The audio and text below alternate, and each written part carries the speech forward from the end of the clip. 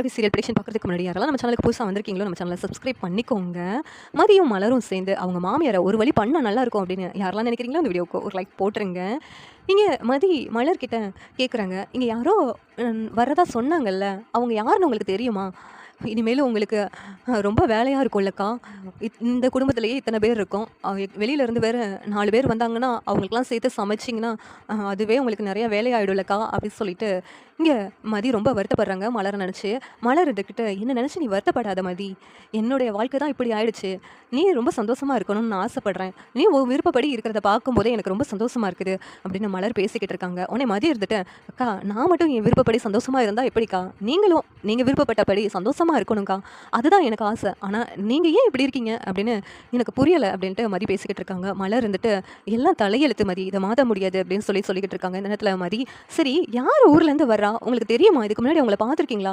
அவங்களும் இவங்கள மாதிரியே இருப்பாங்களா அப்படி சொல்லிட்டு மதி கேட்குறாங்க. உடனே மலர் இருந்துக்கிட்டு, தெரியலையே, ஒரு தடவை தான் அவங்கள நான் பார்த்துருக்கேன், மற்றபடி அவங்கள நான் பார்த்ததே இல்லை, வந்தால் தான் தெரியும் அப்படி சொல்லிட்டு எங்கள் மலர் சொல்கிறாங்க. உடனேவும் மதி இருந்துக்கிட்டு, சரி வர்றவங்களும் உங்களை வேலை வாங்காமல் இருந்தால் சரி, அவங்களும் இப்படியெல்லாம் வேலை வாங்கினாங்க நான் சும்மா இருக்க மாட்டேங்க்கா, பார்த்துக்கோங்க, நான் ஏதாவது பேசி விட்டுருவேன் அப்படின்ட்டு இங்கே மதி சொல்கிறாங்க.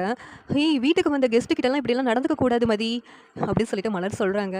நீங்கள் கஷ்டப்படுறதை என்னால் பார்த்துக்கிட்டு சும்மா இருக்க முடியல, அதனால தான் இப்படிலாம் சொல்கிறேன் அப்படின்ட்டு மதி சொன்னதும், சரிக்கா நான் வேலைக்கு கிளம்புறேன் அப்படின்னு சொல்லிட்டு மதி கிளம்பி போயிடுறாங்க. இங்கே மலர் இருந்துக்கிட்டு ரேவதிக்கு கால் பண்ணுறாங்க. கால் பண்ணி, ரேவதி உனக்கு ஒரு விஷயம் தெரியுமா, நம்ம வீட்டுக்கு குன்னக்குடியிலேருந்து என்ன உங்கள் சொந்தக்காரங்க, உனக்கு தூரத்து சொந்தம் உங்கள் அத்தையோட பொண்ணும் அவங்க சம்மந்த வீட்டுக்காரங்களும் வர்றாங்களாம் அப்படின்னு சொல்லிட்டு சொன்னதும் ரேவதி அவங்க எதுக்கு திடீர்னு இங்கே வர்றாங்க அப்படின்னு சொல்லிட்டு கேட்குறாங்க. அதான் உங்கள் அத்தையோட பொண்ணு கவர்மெண்ட் ஜாப்பில் இருக்கிறாள்ல, அந்த ஜாபில் ஏதோ மீட்டிங் வச்சுருக்காங்களாம், இங்கே ட்ரைனிங் வச்சுருக்காங்களாம், அதுக்காக வர்றாலாம் உங்கள் மாமியாரோட சேர்ந்து அப்படின்னு ரேவதி சொன்னதும், ஓ மாமியாரோடலாம் சேர்ந்து வர்றாங்களா அப்படின்னு சொல்லிட்டு சிரிக்கிறாங்க.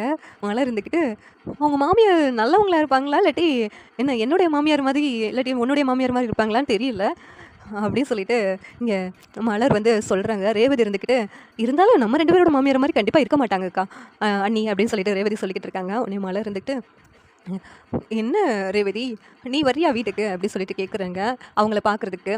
உடனே ரேவதி எப்படினாலும் அவங்க அண்ணன் நாங்கள் கூட்ட வந்துடுவார், அங்கேருந்து ஒரு கால் வந்துடும், இவங்க வந்தாங்கன்னா கண்டிப்பாக வருவோன்னு தான் நினைக்கிறேன் அப்படின்ட்டு ரேவதி சொல்கிறாங்க. ஆனால் உங்களுக்கு தான் அண்ணி 4 பேர் வீட்டுக்கு கெஸ்ட்டு வந்தால் வேலையாக இருக்கும் அப்படி தானே அப்படின்ட்டு கேட்குறாங்க. அதுக்கு என்ன ரேவதி, பழகி போயிடுச்சு. அது மட்டும் இல்லை, கொடைக்கானலுக்கு பாப்பாவை கூட்டு போகாத விஷயமும் தெரிஞ்சிச்சு தெரியுமா, என்னம்மா உங்கள் அம்மா பேசுனாங்கன்னு தெரியுமா, உங்கள் ஹனிமூனா போகிறீங்க பிள்ளைய விட்டுட்டு, இத்தனை வருஷம் கழிச்சு உனக்கு ஹனிமூனா கேட்குது அப்படியெல்லாம் பேசுனாங்க அப்படின்னு சொன்னதும் ரேவதிக்கு கோபமாக இருக்குது. அப்படியெல்லாமா எங்கள் அம்மா பேசுனாங்க அப்படின்னு சொல்லிட்டு ஷாக் ஆகுறாங்க. ஆமாம் ரேவதி, அவங்களுக்கெல்லாம் இருங்க நான் வரேன் பேசிக்கிறேன் அப்படின்ட்டு ரேவதி சொல்கிறாங்க. அதெல்லாம் வேண்டாம் ரேவதி, அதை பற்றி இனிமேல் பேச வேண்டாம், அப்புறம் தங்கராஜ் அண்ணனுக்கும் தெரிஞ்சிடும் அப்படின்ட்டு சொன்னதும், சரிங்க நீ பார்த்துக்கலாம், நீங்கள் அவங்க பேசுகிறதெல்லாம் நினச்சி வருத்தப்படாதீங்க அப்படின்ட்டு ரேவதி ஆறுதல் சொல்கிறாங்க. தங்கராஜ் அவங்க மாமனார் வீட்டுக்கு வர்றாங்க. ரேவதியோட அவங்க மாமா கிட்ட, என்ன மாமா திடீர்னு வர சொன்னீங்க அப்படின்னு சொல்லி கேட்டதும், எல்லோரும் வாங்க உங்ககிட்டலாம் ஒரு முக்கியமான விஷயம் சொல்லணும், அதுக்காக தான் கூப்பிட்டேன் அப்படிங்கிறாங்க அவங்க மாமனார். என்ன விஷயம் மாமா அப்படி சொல்லி தங்கராஜ் கேட்குறாங்க. அதான் எங்கள் குன்னக்குடியில் எனக்கு ஒன்று விட்ட தங்கச்சி ஒருத்தி இருக்காங்கல்ல, அவங்க பொண்ணும் அவங்க சம்மந்த வீட்டுக்காரங்களும் இங்கே ஏதோ வேலை விஷயமா வர்றாங்களாம், அப்படியே 4 நாள் நம்ம வீட்டில் தங்கிட்டு போக போகிறாங்க, அதை பற்றி தான் சொல்கிறதுக்கு தான் மாப்பிள்ள அவங்கள வர சொன்னேன் அப்படின்னு சொல்லிட்டு இங்கே தங்கராஜ் மாமனார் சொல்கிறாங்க. உடனே அதுக்காக தான் வர சொன்னீங்களா மாமா? ஓ சரிங்க மாமா, யார் யார் வர்றா அப்படின்னு சொல்லி கேட்கும்போது 3 பொம்பளைங்க தான் வர்றாங்களாம் அப்படின்னு சொல்லிட்டு சொல்கிறாங்க. உடனே தங்கராஜ் என்னது பொம்பளைங்களாம் தனியாக வீட்டை விட்டு அனுப்பி வைக்கிறாங்களா, அப்படியெல்லாம் அனுப்பி வைக்கிறாங்க அப்படின்ட்டு தங்கராஜ் ஆச்சரியமாக கேட்குறாங்க. உடனே இங்கே மலர் இந்த வீட்டு ஆட்களை மாதிரியா இருப்பாங்க, அவங்க தனியாக வர்றதை பார்த்தா அவங்க ரொம்ப நல்லவங்களாக தான் இருப்பாங்கன்னு நினைக்கிறேன், இந்த வீட்டில் உள்ளவங்க மாதிரி கண்டிப்பாக இருக்க மாட்டாங்கன்னு நினைக்கிறேன் அப்படின்னு மலர் யோசிச்சுட்டு இருக்காங்க. இந்த நேரத்தில் அந்த குழந்தை வருது. குழந்தை நின்னதும் இங்கே தங்கராஜ் இருந்துக்கிட்டு, இங்கே அன்னைக்கு கொடைக்கானல் போன பிறகு என்ன ராகவியை நீங்கள் எப்படி சமாளிச்சுக்கிட்டு இருந்தீங்க தனியாக அப்படி சொல்லிட்டு கேட்குறாங்க. உடனேவும் இங்கே 2 பேரும் என்ன பேசுன்னு சொல்லி முழிச்சிக்கிட்டு இருக்காங்க. அப்போ அந்த குழந்தை இருந்துக்கிட்டு சொல்லுது, நான் இங்கே இல்லை என் மாமா வீட்டிலலாம் இருந்தேன் அப்படி சொல்லிட்டு ராகவி சொல்லுது. உடனே தங்கராஜ் எந்த மாமா வீடுறா அப்படின்ட்டு கேட்குறாங்க. அதுதான் அம்மா வீடு, அங்கே இருந்தேன், அம்மா என்னை அங்கே தான் விட்டுட்டு போனாங்க அப்படின்னு சொல்லிட்டு அந்த குழந்தை சொல்லிடுது உண்மையை. உடனே தங்கராஜ் இருந்துக்கிட்டு, என்ன சொல்கிறாங்க, என்ன மாமா என்ன நடக்குது, எதுக்காக அந்த உன் குழந்தைய அங்கே விட்டுட்டு போக சொன்னீங்க? உங்களால் பார்த்துக்க முடியாதா மாமா அப்படின்னு சொல்லிட்டு தங்கராஜ் கோவப்படுறாங்க.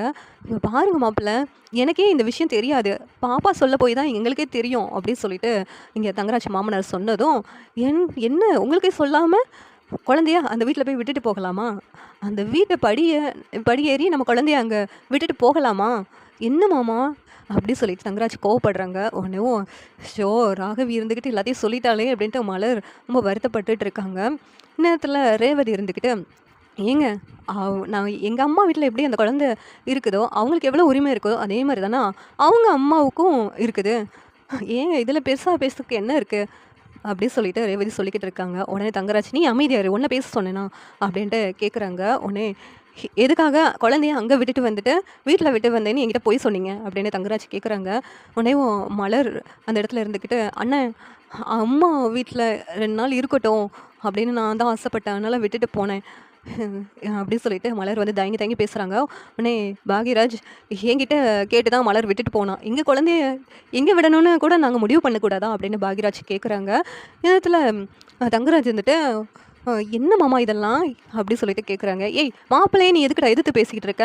மாப்பிள்ளைக்கு பிடிக்காத இடத்துல குழந்தைய விட்டதும் இல்லாமல் மாப்பிள்ளைக்கிட்டே எதிர்த்து பேசிக்கிட்டு இருக்க அப்படின்னு இங்கே தங்கராஜோட அப்பா சொல்கிறாங்க. உடனே பாக்யராஜ் அமைதியாயிடுறாங்க. உடனே அங்கே சுரேஷ் வந்துட்டு, என்ன மாமா இதெல்லாம் பெரிய விஷயமா பேசிக்கிட்டு இருக்கீங்க அப்படிங்கிறாங்க. பெரிய விஷயம் தாண்டா, நமக்கு பிடிக்காத இடத்துல நம்ம குழந்தை எதுக்குடா இருக்கணும் அப்படின்னு தங்கராஜ் கேட்டதும் மதி இருந்துக்கிட்டு, ஏங்க அவங்க குழந்தைய அவங்க எங்கே விடணும்னு அவங்களுக்கு தெரியாதா? யார் நல்லா பார்த்துக்குவாங்க மாற்றுக்க மாட்டாங்கன்னு சொல்லிட்டு நீங்கள் எங்கே இடையில வர்றீங்க? நீங்கள் யார் இதெல்லாம் கேள்வி கேட்குறதுக்கு அப்படின்ட்டு இங்கே மதி சொன்னதும் தங்கராஜுக்கு கோபம் வருது. நீ எதுக்கு இடையில பேசிக்கிட்டு இருக்க அப்படி சொல்லிட்டு கேட்குறாங்க. உடனேவும் மதி இருந்துக்கிட்டு, நான் பேசுவேங்க, அவங்க அவங்க குழந்தைய எங்கே விடணும்னு அவங்களுக்கு உரிமை இல்லையா? இந்த வீட்டில் இருக்கிற மாதிரி தானே மலர் அவங்க அக்காவோட அம்மா வீட்லேயும் அந்த குழந்தை இருக்கிறதுக்கு உரிமை இருக்குது. இதில் என்னங்க பெருசாக அவங்களுக்கு தோணுது? இப்படியெல்லாம் இது பண்ணி பாவம் அந்த அக்காவை கஷ்டப்படுத்தாதீங்க அப்படின்னு சொல்லிட்டு இங்கே ரொம்ப மதி வந்து பேசுகிறாங்க. உடனே இங்கே தங்கராஜுக்கு கோவம் வருது. நானும் பார்த்துட்டு இருக்கேன், நீ ரொம்ப பேசிக்கிட்டு இருக்க, ஏற்று பேசிக்கிட்டு இருக்க அப்படின்ட்டு இங்கே தங்கராஜ் வந்து அடிக்க போகிறாங்க மதியை. உடனே சுரேஷ் வந்து தடுத்துட்டு கையை பிடிச்சிடுறாங்க. மதிக்கு ஆச்சரியமாக இருக்குது. சுரேஷ் வந்து அவங்க மாமா கையை தடுத்து பிடிச்சதுனால இந்த நேரத்தில் ரேவதி வந்துட்டு, என்னங்க மதியை போய் அறையிறதுக்கெலாம் போகிறீங்க அப்படின்னு சொல்லிட்டு ஷாக்காக நின்றுட்டு இருக்காங்க. மதி இருந்துக்கிட்டு, என்ன நினச்சிட்டு இருக்கீங்க, என்னையே கை ஓங்குறீங்க அப்படின்னு சொல்லிட்டு கேட்குறாங்க. சுரேஷ் வந்துட்டு, என்ன மாமா என்னதான் இருந்தாலும் அவள் என்னுடைய ஒய்ஃப், நீங்கள் இப்படிலாம் நடந்துக்க கூடாது மாமா, அவளை போய் அடிக்கிறதுக்கு கையை ஓங்குறீங்க அப்படின்னு சுரேஷ் கேட்குறாங்க. என்ன மாப்பிள்ள, அவள் என்னை பற்றி தப்பாக பேசுனது தப்பு கிடையாது, ஆனால் அவளை நான் கையை அடிக்கிறதுக்கு ஓங்கினது தான் தப்பா மாப்பிள்ள, நீ என்ன மாப்பிள்ள இப்படி பொண்டாட்டி தாசனாக மாறிட்ட அப்படின்ட்டு உங்கள் தங்கராஜ் வந்து சுரேஷ் கிட்ட சொல்கிறாங்க. இல்லை மாமா, எங்கே தப்பு இருக்கோ அதை தான் நான் சுட்டி காமிச்சேன் அப்படின்ட்டு இங்கே சுரேஷ் சொன்னதும் தங்கராஜுக்கு ஷாக் ஆகிட்டு இருக்கு. மதி பேச்சு அப்படியே கேட்டு தலைகீழாக மாறிட்டானே அப்படின்ட்டு. இந்த சீரியல் எப்படி நான் நல்லாயிருக்கும் நீங்கள் நினைக்கிறீங்கன்னு கமெண்ட் பண்ணுங்கள். இந்த வீடியோ பிடிச்சதை லைக் பண்ணுங்கள், ஷேர் பண்ணுங்கள், சப்ஸ்கிரைப் பண்ணுங்கள். தேங்க்யூ.